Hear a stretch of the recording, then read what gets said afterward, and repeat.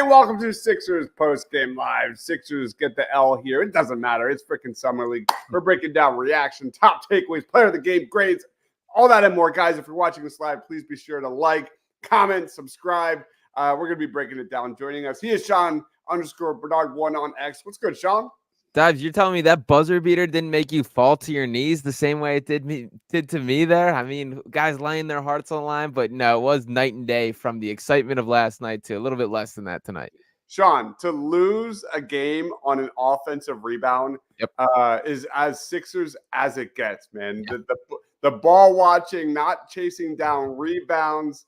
The rebounding we saw in those last two possessions gave me serious Knicks PTSD. But here we are. We're back. The show keeps on rolling. Also joining us, he is the Freddie Burns. What's going on, man? What's up? You nailed that on the head. I was getting Knicks PSD as well. It looked identical to what the Knicks did to us.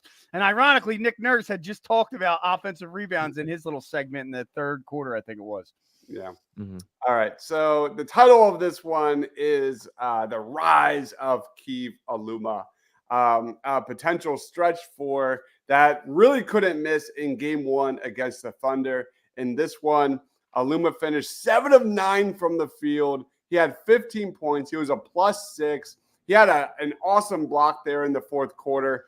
Aluma, man, the Sixers got to find a way to get this guy on the roster, Sean. What do we see? Yeah, I think a two-way deal is absolutely incoming, that they have that open slot right now. He showed a little bit of nastiness tonight, that he was trash talking a little bit. There was the Grizzlies player that got the tech going kind of head-to-head with them. I saw him clapping at him a little bit. Rebounded the ball really well, the true double-double with 15 points, or I'm sorry, 15, just 4 rebounds. I was looking at David Jones there. But Aluma, I thought he was impactful on both ends of the floor. He moves incredibly well for his size. Continues to be my number one takeaway. Like, he can put the ball on the floor. He can drive to the basket despite being like a 6'8", or he might even measure in a little bit bigger than that. So continue to be impressed. He's a late bloomer that looks to be a guy worth at least taking a lottery ticket on. So definitely the guy who's open eyes the most so far. Yeah, you look at David Jones there also playing 18 minutes. I think David Jones is a nice player, but the athleticism is just not there. Whereas you see a guy like Keve Aluma, it is there. It pops. Freddie, any thoughts on Keve Aluma?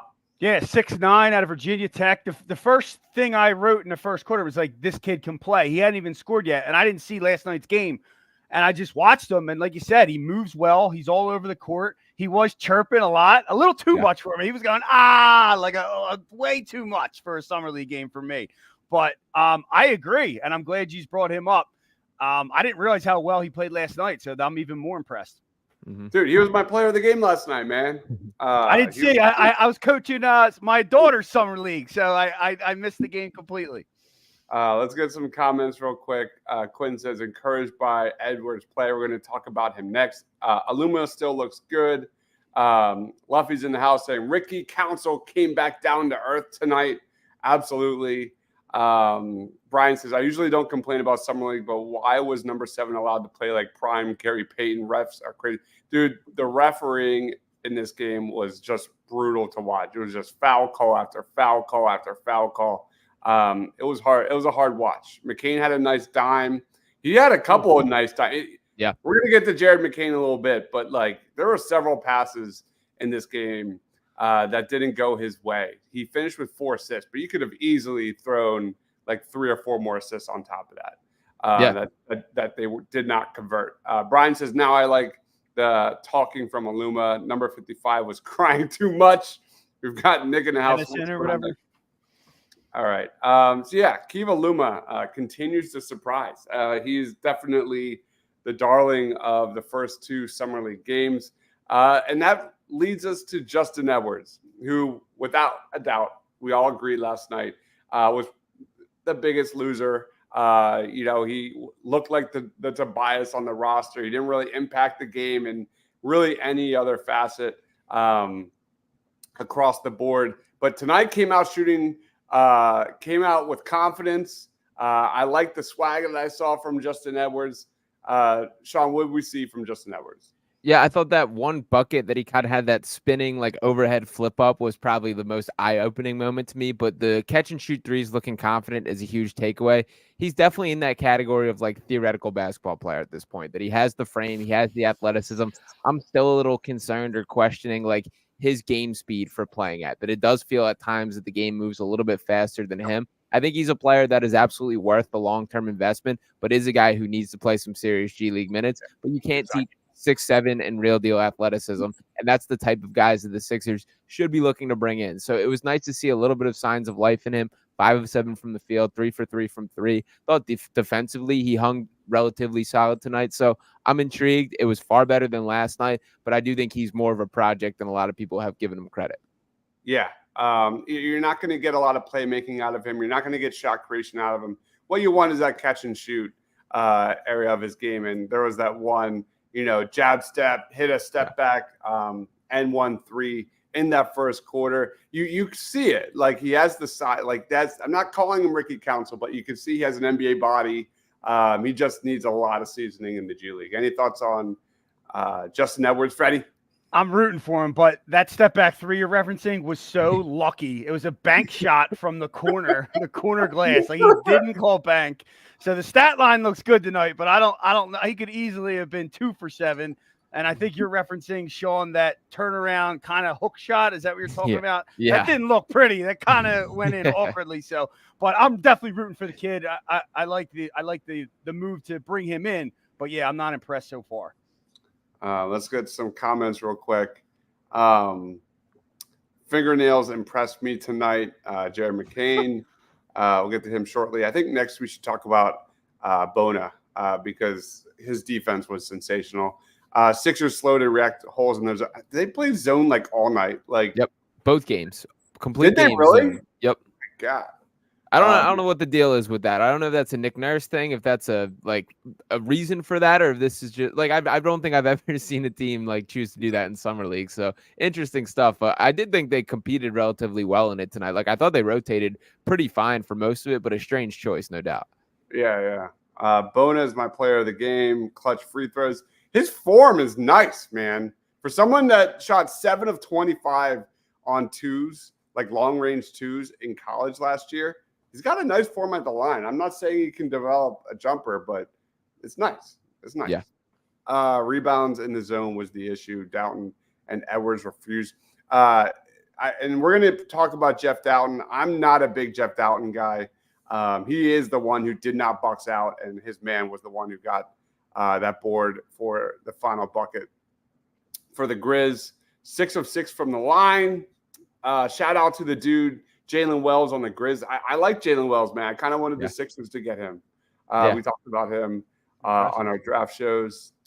Paul Reed to Detroit. Tony and B-Ball Paul reunion. Justin Edwards doesn't play physical enough for me. Yeah, Justin Edwards is all theoretical, like Sean said. It's going to take some time, but you can see why he has some upside. And Bona, let's get into Bona. He finished with 5 blocks, 6 points, 4 boards. There's some good and there's some bad, of course. And we'll get into that. But Freddie, lead us off, man. What do we see from Adam Bona? I don't. If any show I'm on with you guys ever, I'm always talking about boxing out. Like, no matter what, I find my way to talk about boxing out, and he actually boxes out the exact to a T. Fundamentally sound the way you do it. You wait for the shot go up, you turn around, you put your rear end behind someone. Absolutely love that about him. He's certainly a presence down low. You could tell the one guy, I forget who was it, Jennison, went up, he blocked the shot. The next time in the lane, he kind of hesitated. 6 for 6 from the free throw line. That's huge to be that type of player and get fouled and go to the line. My only question, and I want to really give it to you guys, is it seemed to me, maybe it's because they were playing zone, but he struggles when he's dealing with a stretch player. If he has to go out and close out, it seems to be a struggle, even if it's at the foul line. And that kind of led to a few times an offensive rebound, him getting back. But that was my only question on him. Mm-hmm. Yeah. Go ahead. No, he definitely looks slow on rotations. Yeah. That's my take is he looks like he's an athletic freak. We all know athletic he is, but he looks like a player that's lived on that his entire career. And he's just going to have to let the game come to him a little bit. You see it offensively. He goes at full speed all the time. And that's just not something you're going to get away with. On the positive side, the screens look legit. The athleticism is there. But, yeah, the concern is how slow he is with rotations. Freddie, you mentioned it. The presence in the paint defensively is amazing. Amazing block after amazing block. But going back to being slow in rotations, this is now back-to-back games for Bona getting called for defensive 3 seconds. So clearly struggling in zone again. I think he drops a little too deep at times. He's literally below the basket, but he's an absolute dog, man. I just love his energy. I love his fit with the Sixers. Yeah, one of the things I definitely had in my bullet points to keep an eye on entering this summer league was, can he defend on the perimeter? Can there be a world where this is a guy that can play power forward next to Joel Embiid? My short answer to that is probably not, that I just don't really see it with that. There was one play tonight where he kind of really got put on skates that ended in a step back jumper that he was just heading in the wrong direction on. But in reality, that's not going to be his true role. The rim protection is elite level, borderline as good as it gets. I've still been trying to place a finger on what the archetype of player is. There is some Clint Capella in him. I even see some Serge Ibaka in his game for the way that he plays there, but the motor is terrific. That's going to be his calling card, is he's just everywhere. The shot blocking super high level. 5 blocks tonight is crazy. The 6 for 6 free throws is really intriguing to me. I know the numbers don't show it yet, and there's nothing to go off from the UCLA tape, but I do believe there's a world where he can hit comfortable mid-range jumpers, or at least have some sort of touch. It feels like he has touch in his shot. Like a push jump. Yeah. Jumper. Which can be useful. We just saw Isaiah Hartenstein tear the Sixers up with something similar to that. So if you can get something like that shot, that changes your game as a player. So I like him. I think he probably played better in night one than he did tonight, but the motor and the energy is absolutely there, and the rim protection is as good as it gets. So shout out to Adem Bona. Yep. We've got Phil in the house of Trending in the AM saying they lost, so we're not winning the NBA title right now. Dude, I'm crushed. I'm absolutely crushed. Season's over, man. Kiki Hernandez pitching for the Dodgers. Yes, there will be a Phillies versus Dodgers post-game show. I'm not sure what inning that is in. I saw the Trey Turner grand slam, and then I went to the Eagles show. So I'd have no idea what the score is. We're probably about 9-1 in the 8th. Beautiful. Beautiful. Not impressed with Ricky Council, the 4th. 10-1. Sorry. 10-1. Let's go. Let's talk a little bit about Ricky Council, the 4th. Defense really owned in on Council here tonight. And we saw him, really kind of force it way too much yet again. So we've really seen 7 out of 8 quarters from Ricky Council with some flashes of bad driving to the basket, essentially. Driving through multiple defenders and losing the ball over and over and over again. Sean, what do we see from Ricky Council? Yeah, a lot of driving without a plan. That you hit the nail on the head there. I do think the Grizzlies clearly had him circled on the scouting report, and were not letting him get to the spots that he wants to get to after last night. It did feel like there was an increased attention for him versus everyone else on the floor. This is now back-to-back games in which Ricky Council has gone behind the back around before going to a jump shot, which I get it. It's summer league, man, but you're not a dude who has quite the right to be busting out all these moves is kind of the way I look at it there. So we know who Ricky Council is at this point, that he is an all energy. He's an all needs to attack the basket. He draws fouls at a crazy rate. I thought the Grizzlies were pretty focused on not letting that happen, and it felt like he didn't have much of a counter to that. So the jump shot, maybe not the progress that we saw 1 for 5 tonight. I still like Ricky Council the 4th, but definitely a huge disappointment after last night. For sure. Freddie, any thoughts? Yeah, I agree. It's sloppy, just sloppy, out of position. It seems as if he thinks he made the roster now, so he's going to play a different brand of ball at the summer league level. When we need we want to see the Ricky Council we have up at the NBA level. You're not the guy that's with the ball control and always driving. Yeah. Get the ball, make the smart pass, cut to the lane, go get rebounds. That's what we want to see. Not what he's done. I wrote he had to have 6-7 turnovers, correct? It was terrible. Yeah, it says 3, but that felt like way. I wrote down feels 5. way more than that. Yeah. Yeah. yeah, he's not a shot creator. That's not going to be his role. We want to see him kind of mentored under Caleb Martin and Kelly Oubre as a 3-and-D wing going forward. But yeah, it was a rough game. Like, in fairness to him, he was the best player on the court yesterday. That he had that look, he took over that game absolutely. So we got to give him credit for that. But to the point about like, does he need to be in summer league? I do think there's an argument to where like he could get in some bad habits for playing in the way that he's never going to play at the actual NBA level for these takeover step back threes and that type of thing. Like, Ricky Council can be a high impact energy guy, attacking rebounds, attacking the basket. He's not going to ever be like creating an isolation the way that he did way too much tonight. So I see some credence to maybe taking that off his options as we look closer to the NBA season. Yeah, very clearly a straight line driver. Like, like the more he puts the ball on the floor, the worse the result is going to be. From what I've seen, Bona and Dowtin were very slow to rotations.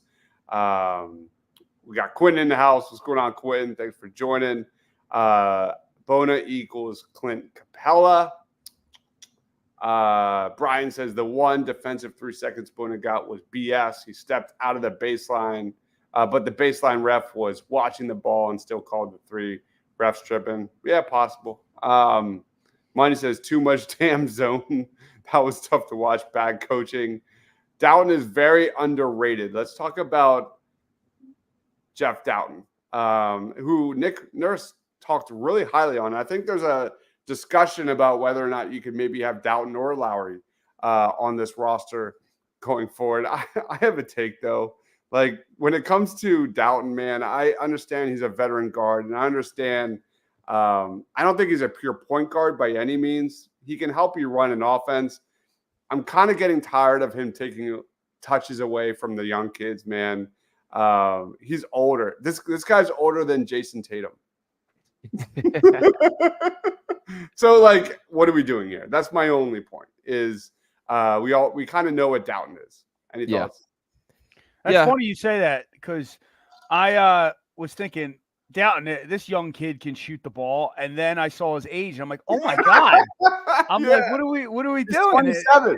I know, and I'm like, wow, I'm thinking he's like a young G leaguer, and he's not at all. So I agree with you there, Dives. I just had to comment. I felt the same thing. Yeah, But I think we all had. He did. And he had that little floater, which was nice, kind of that one-legged shot, which I liked from him tonight. Shot 3 for 4 from beyond the arc and led in scores in 18. He's not a bad player, but he's also not a guy that, like, he is who he is. Like, all these guys that we're talking about, the Justin Edwards, the Ricky Councils, the Jared McCain, these guys are all still finding their way, figuring out what their lane is at the NBA. We know who Jeff Dowtin is. So I am relieved he's only going to be at Salt Lake City, that he's not traveling to Vegas. So we might get a better look at Jared McCain, more on-ball reps and that type of thing. I think the real conversation for the Sixers is between Kyle Lowry and Jeff Dowtin. Dowtin is a Nick Nurse guy, that he played for him in Toronto, and then Nurse brought him with him to Philadelphia. So there's clearly a belief there. I think it's if Lowry opts to go somewhere else and sign a veteran minimum there. I know Phoenix is in the mix. If he does that, I think Dowtin will be a Sixer. I think Lowry should be and is the preference in the Sixers' mind, but I can't figure out what to fully make of him. He's fine. He's not going to mess up out there, which is like a pro. But like in this setting, I don't see much use for like analyzing him. Yep. Barbara says if an NBA team agrees to play just rookies and second-year guys, the Sixers will win the championship. Council did too much ISO. Number 7 was allowed to hand check and grab arms when collapsing. I do got the benefit of the doubt. Shout out Isaiah Miller. Yeah. UNC Greensboro. That's right. And he did pop to me tonight. Like, he competed harder than anyone else on the court. He was grabbing, he was complaining to refs. Yeah, he was talking the whole time. He got one T, definitely one T. Yeah, he caught my attention though. So shout out Isaiah Miller. Grizzlies got any shot they wanted in the paint. The zone got torched. Dowtin does not have an NBA level release. Way too slow. I love number 7's defense, even at our expense. Marvis one says Ricky Council should have been dominating. McCain missed some bunnies. Yeah, the at the rim stuff was definitely a little bit of a concern there. Nurk has a Bona for Dowtin. Here we go. This is what happened last night, Freddie. The sexual innuendo. Oh my God. just watch the last like 15 to 20 minutes of last night's post game. It was just us crying during the show. Jumper way too slow. Dowtin can go. Nice rhyme. Blanche, I could body some guys in the paint back in my day. And forget Cal. Give me campaign. Terry Johnson? Yeah. It goes by Terry Johnson these days, it seems. All right, let's get into Jared McCain. Jared McCain finished this one, 12 points. Another rough shooting night, 3 of 10 from the field, but he did shoot 3 of 7 from 3 with a heat check there in the first quarter, which was kind of nice, back-to-back threes. One in transition and another right on the next possession. He did have 4 assists, and he made some really nice reads. And that's really the take, as we talked about last night, is his playmaking and upside as a secondary ball handler. There was one move where McCain hit, I think, Bona rolling to the basket. It was a beautiful pass, but Bona got fouled at the rim. Those are the things that I'm wanting to see from Jared McCain. And like you said, Sean, tomorrow can't come soon enough because I want McCain on ball all the time in Las Vegas. Yeah, absolutely. And my overall optimism for can this guy be a true point guard has increased through 2 games. That I think there was some really impressive stuff as far as drawing defenders and then dishing off. He had the one where he had kind of a fake dribble handoff, used his up speed, drew the big man, and then a quick layoff underneath. That was really impressive. I know I tweeted out the video for that one there. Like, he's just a ball player. There's things that he's going to have to improve on, but he just knows how to play. Like, the misses around the rim got to get better. I love that he came out firing tonight after shooting 0 for 6 last night. The fact that he attempted 7 3-pointers is a really good sign to me. And he's going to be a weapon as far as that transition 3-pointer. He shot that a ton at Duke, and I think that's going to translate right away. Like, there's always that shot available, and if you can hit it at a high rate. So I'm still pretty happy with what I've seen from Jared McCain. I think he's got more in the tank than he's shown thus far. But I do think, like, my overall optimism for can this guy be a true point guard has increased over 2 days, which is a huge positive to me. Yeah, he looks much better as a distributor than I thought. That was the hope after the draft, is that he would have some upside there. And like, my take after 2 games, Andre Drummond's going to get some easy looks this season on that second unit. Freddie, any thoughts on Jared McCain? Yeah, crafty is the word that comes to mind. He's just he looks like he belongs, and he doesn't look like the moment's bigger than him. I know it's summer league, but sometimes when you're that young, it could take you a few games to get into it, where even though he's missing, it's a confidence to him. He's fearless, and you need that to play at the NBA level and be successful. So all the other things you guys said, obviously. I do have some questions on his defense. It seemed like the intensity's not there for me. I'm fine if you're like losing on plays, but it seems a couple times he would just back off and just like let it go. And I don't really like that.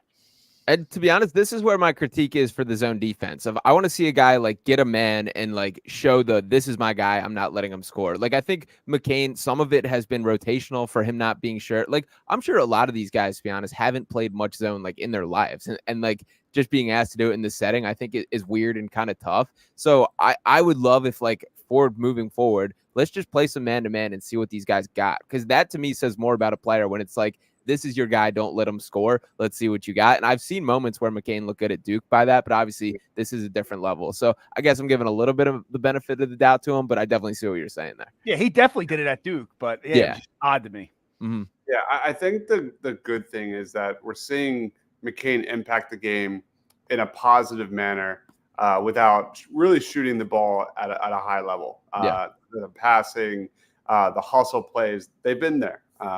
And Steven says McCain doesn't look 19.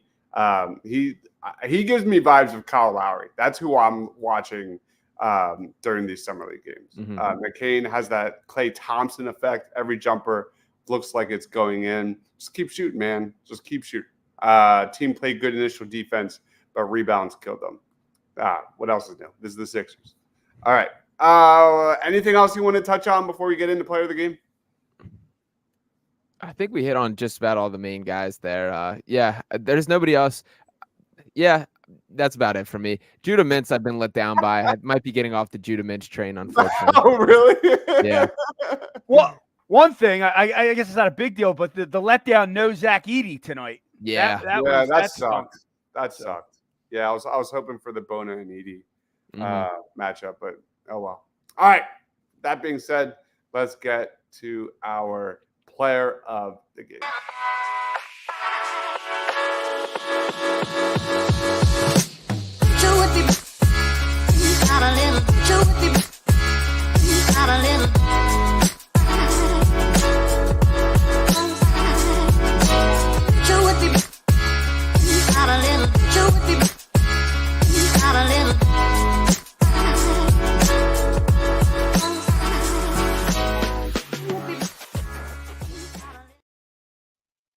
All right, player of the game. Before we get into that, Nick says, what's the deal with Tony Bradley? Back-to-back games of no Tony Bradley. They could have used him tonight with how they got killed on the glass.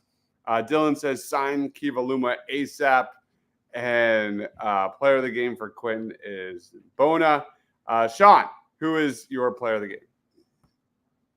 I've bounced around with this. I think I'm locking it in for Adem Bona. I think we came off a little harsher on him than we probably should have in our breakdown. He's still, the energy is just there. Like the dude is, I read and heard a lot of people say leading up to the draft that he's the best motor of any player in the draft. And I think that is showing itself pretty early on in this summer league there. So there's very much a world where you can carve out a career and make quite a bit of money in the NBA if you just set good screens, catch lobs, and block shots. I think he's on that trajectory, and I think there's potentially a little bit more there. So I'll give it to Adem Bona. I do think like his effort level and particularly the shot blocking, the 5 blocks tonight earned it for me. He can set pretty good screens. We've seen that, and it really comes down to me just boxing out. I just need that guy to box out, grab boards, and be aggressive on the glass. What about you, Freddie? Who is your player of the game? Do I have to pick a Sixer? No, you can do whatever you want, man. All right, I forgot the rules, but then I'm gonna go with Cam Spencer. To be honest with you, the Sixers were down or up 18 after the first quarter. They went 6 of 9 for 3, and this guy came out and just started lighting it up from 3. He ended, I don't know what he ended with. Had to be 20 points, probably 8 rebounds, 9 assists, but he really took control of the game and really got the Grizzlies back in the game. I was very impressed by him. I'm gonna give it to Cam Spencer. Cam Spencer's a good one. For me, it's easily Keve Aluma. Nice. Keve Aluma, player of the game. He shot like 5 for 5 last night, right? So 5 for 5 from the field, and then tonight he shot 7 of 9. So tough to beat that. 12 of 14. Is that correct? Jesus! Wow, that's crazy. I'm like 27, good player, and he's awesome. Like, this is great. Yeah, Dylan says it. Sign Keve Aluma ASAP because, like, if you're looking for an end of the bench stretch 4, this is it. Like, this is a guy that's definitely making noise. Mm-hmm. All right. Any other shout outs for player of the game? Not player of the game, but one guy we didn't touch on that I'm curious your thoughts on. Jordan Tucker from France. I think he had like 3 threes tonight. I don't know much about him, but he just popped to me tonight with the shot. So yeah, it didn't really show me anything in game 1, but yeah, to his credit, he was hitting some shots. I don't really have anything beyond that. Yeah, got some cool tattoos. I'll give him that. He's got the necklace one that was stood out to me, but don't know a ton about him. I have 0 notes, Sean, on Jordan Tucker. Yeah, I haven't given much more than like a skim on the Wikipedia page and what else he's got going on, but he does feel like he might fit the bill a little bit. I would like a little bit more opportunity. He played just 11 minutes tonight, so I kind of would like to see like what that guy's got. Maybe when the roster's thin out a little bit, he gets some extended run, but I have my eye on him a little bit, so I like that call, Freddie. Apparently, it's pronounced Keve Aluma. Keve Aluma. All right, did not know that. I also found out yesterday his dad played a season in the NBA. He wasn't a guy that stuck at all, but so a little family ties there. Cool. Brian says Jalen Wells, player of the game. Certainly a good one. Yep. All right, let's get into grades. Won't you give me sweetness and light for my restless mind?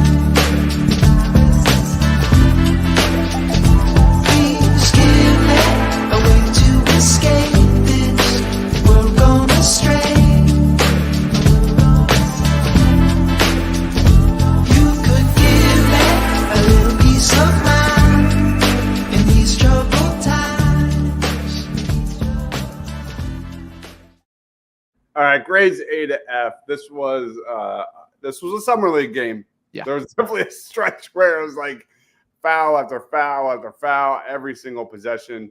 Sean, A to F. How would you grade this one? Yeah, this is a straight up C for me. That there was a stretch where that felt pretty much unwatchable basketball there. That was tough.